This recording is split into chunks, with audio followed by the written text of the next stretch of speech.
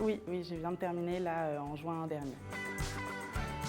Les 2 premières années, j'étais étudiante du coup en Roumanie avec Cluj-Napoca et du coup je revenais 4 jours par mois à Paris pour suivre la formation. Et ensuite là, durant ma dernière année, j'avais déjà commencé à travailler, donc du coup là c'était plus facile.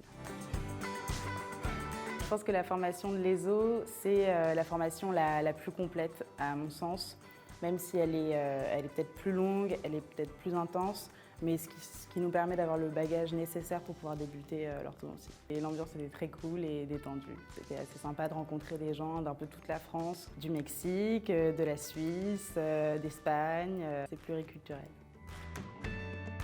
Je me rappelle une fois quand il y avait un de nos collègues, Yoni, qui avait eu des problèmes de dos et du coup on avait une de nos profs, Ruth, qui elle, comme elle associait l'orthodontie aussi avec l'ostéopathie, elle avait réussi à lui enlever ses douleurs de dos, elle l'avait allongé sur la table, c'était assez marrant comme souvenir.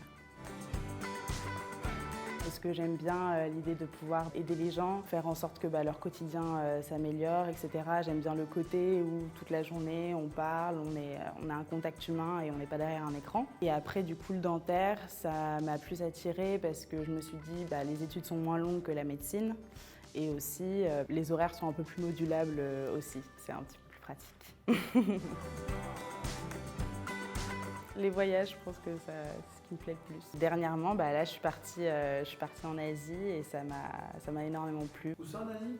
Je suis allée aux Philippines et à Hong Kong. C'était quoi ton préféré? Les Philippines.